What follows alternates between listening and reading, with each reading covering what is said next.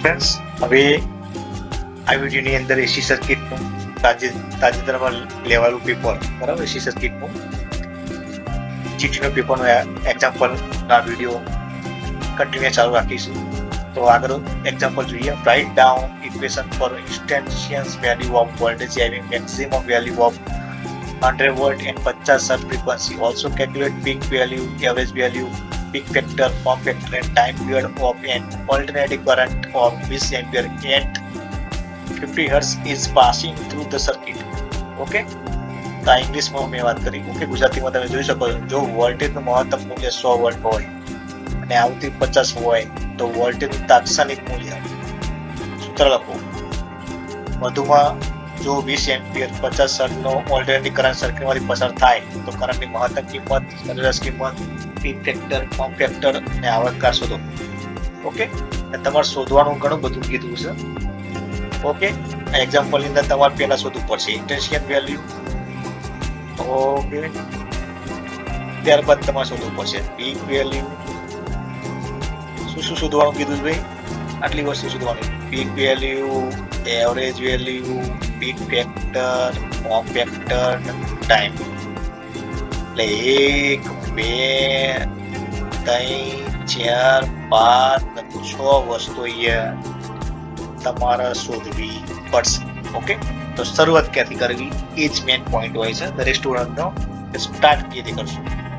Okay, પેલા બે વસ્તુ જોઈ લેવાની કે ડેટામાં શું શું આપ્યું છે એ કન્સિડર કરી લઈએ. ઓકે, તો ડેટા તમે સારી રીતે જોઈ લીધો છે. તો આગળ વધીએ. તો ડેટાની અંદર આપ્યું છે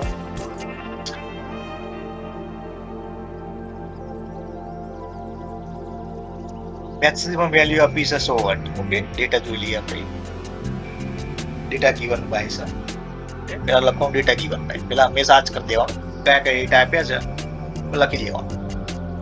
ઓકે, આપણે લખીએ.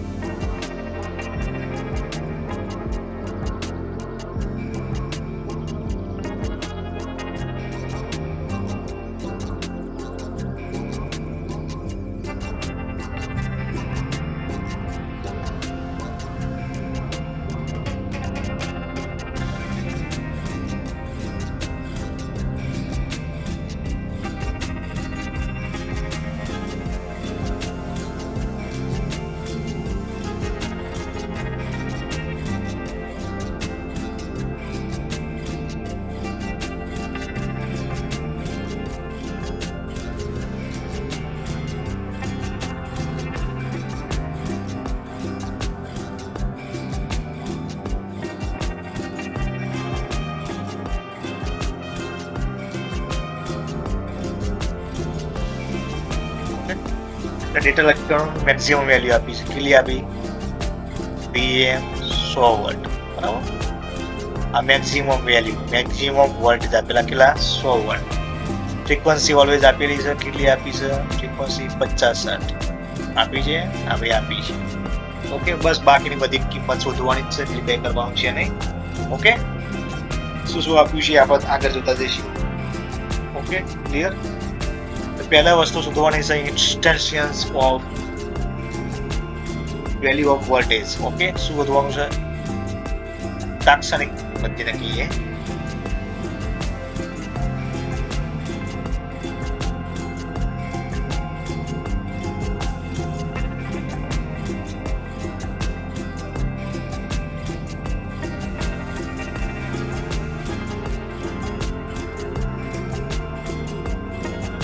Value of voltage. ઓકે, એટલે આ કિંમત પેલા શોધવાની છે. આ કિંમત શોધવા માટે શું જોવું પડશે? આપેલી જશે, સૂત્ર જ છે એવું પ્રકારનું, V equal to Vm sin WT. Clear? Okay, એ જોઈએ Vm મૂકીએ આગળ. Vm ફોર્મ્યુલા બેલેન્સ કરવા માટે આપણે મૂકીશું ડબલ એની જગ્યાએ શું મૂકીશું? બરાબર, 2πm ભાગ્યા t. બરાબર છે. અમુકને એવું આવશે કે ડાયરેક્ટ મૂકી દે, શું ફરક પડશે? sin WT બરાબર છે મિત્રો. હંમેશા કોઈ બી સૂત્ર હોય ને બેલેન્સ કરવાની કોશિશ કરવાની, મતલબ એના ઈઝી કરવાનું. બરાબર છે. ક્લિયર? તો આપણે ઈઝી કરવાનું ટ્રાય કરીએ છીએ. તો એ 100 Vm ની જગ્યાએ શું આવશે? 100 sin 2 ની કિંમત 22/7 લો, યા તો બરાબર 3.14 લો, તમને જે બી લાગે લઈ શકો છો. બરાબર છે. એ હું પાઈ ની કિંમત એના એમ રાખું છું ભાગ્યા f ની કિંમત 50 ભાગ્યા t. Okay, clear?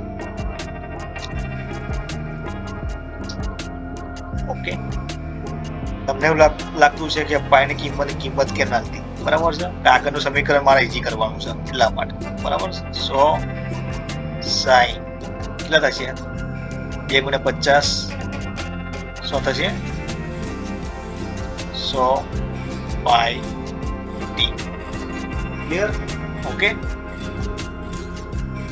તો શું થશે? 100 sin 100 પાઈ t. તેનું ઇક્વેશન. બરાબર, ધ્યાનમાં રાખજો. પહેલી વસ્તુ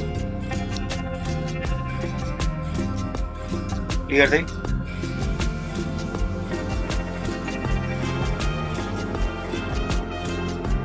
ઓકે, હવે આગળ હવે શું થતું તે જોઈએ.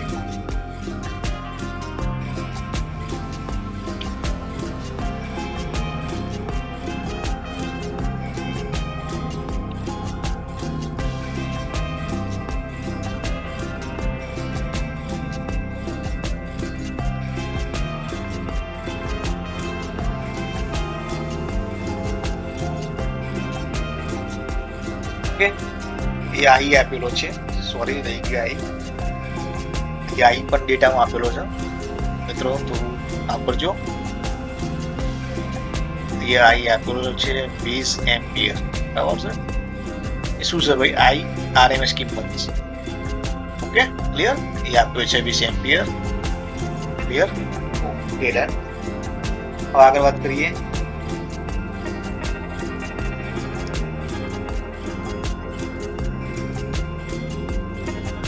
હવે આપણે શોધવાનું છે પીક વેલ્યુ. કેવું? પણ મેક્સિમમ ઓફ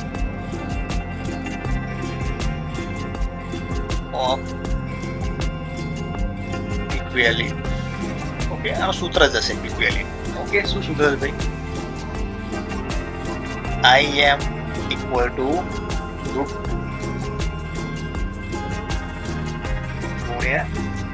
IRMS. સૂત્ર જ છે મિત્રો, કઈ છે નહીં. √2 × 20 કેટલા થશે? √2 ની કિંમત કરી નાખશો એટલે આપણો જવાબ મળશે તો 28.28 એમ્પિયર. શું શોધ્યું ભાઈ? આપણો પીક વેલ્યુ શોધી. બરાબર છે. આ એનું સૂત્ર જ છે. √2 ની કિંમત કાઢશો એટલે 20 કરશો એટલે 28.28 એમ્પિયર મળશે. હવે શું શોધવાનું કીધું ભાઈ? એવરેજ વેલ્યુ શોધવાનું કીધું. આનો પર સૂત્ર જ. ઓકે, ડાયરેક્ટ સૂત્ર યુઝ કરો ના વેલ્યુ લાવો. Average value equal two IAV. AV મતલબ એવરેજ વેલ્યુ કરંટ. 2IM ભાગ્યા પાઈ. ઓકે, 2 ગુણ્યા I ની કિંમત આ રહી 28.28 એમ્પિયર. ભાગ્યા પાઈની કિંમત જે લઈ શકો 3.14 તો જવાબ આવશે શું 18 એમ્પિયર. ઓકે, જો ભાઈ મિત્રો એવરેજ વેલ્યુ શોધવી હોય તો તમારે પહેલા પીક વેલ્યુ શોધવી પડે. બરાબર, ક્લિયર? પીક વેલ્યુની કિંમત અહીંયા આપણે મૂકી. ઓકે, એકબીજા પર ડિપેન્ડ છે. મેક્સિમમ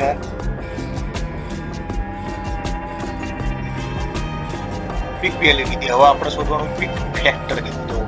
પીક ફેક્ટર શું કીધું? Peak factor. પીક ફેક્ટર એકબીજા ઉપર ડિપેન્ડ છે, બીજું કઈ છે એને સૂત્રો મૂકવું અને જવાબ લાવવાનો છે. સૂત્ર મૂકતા પહેલા એ વિચારવું પડે કઈ વસ્તુ પહેલા શોધાય. પીક પણ કેવું? મેક્સિમમ. મેક્સિમમ વેલ્યુ ભાગ્યા RMS વેલ્યુ. આ એનું ફોર્મ્યુલા છે. Equal to 28.28 ampere. શું એનું પીક વેલ્યુ આવી હતી? 28.28 એમ્પિયર ભાગ્યા RMS value.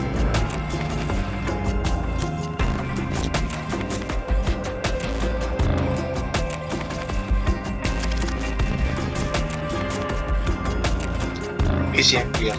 Okay, RMS value હતી આ RMS ક્લિયર ભાગ્યા 20. તો શું જવાબ આવશે ભાઈ? જવાબ આવશે 1.414 એમ્પિયર. 414. Okay, clear? આમાં થઈ પીક ફેક્ટર. હવે આગળ શોધીએ ફોર્મ ફેક્ટર. ફેક્ટર શોધવાના છે.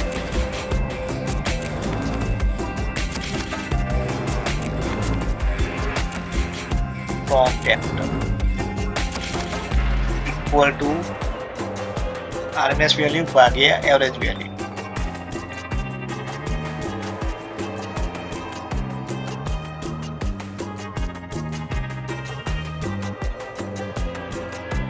ઇક્વલ ટુ RMS વેલ્યુ કઈ હતી ભાઈ?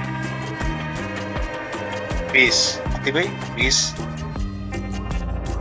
ભાગ્યા એવરેજ વેલ્યુ આપણે શોધી 18. શું જવાબ આવ્યો? 1.11. ક્લિયર? હવે આપણે શું શોધવાનું કીધું? Time period. શું શોધવાનું છે હવે? ટાઈમ પીરિયડ ઇક્વલ ટુ શું છે એનું સૂત્ર છે? T ઇક્વલ ટુ 1 ભાગ્યા m. 1 ભાગ્યા m એટલે 50. કેટલા આવશે ભાઈ? 0.20 ms આવશે. 20 મિલીસેકન્ડ. ઓકે, તે આ રીતે આપણે આ દાખલાને આપણે સોલ્વ કરી શકીએ છીએ એક્ઝામ્પલને. ઓકે, હવે નેક્સ્ટ એક્ઝામ્પલ આપણે નેક્સ્ટ વિડીયોમાં જોઈશું.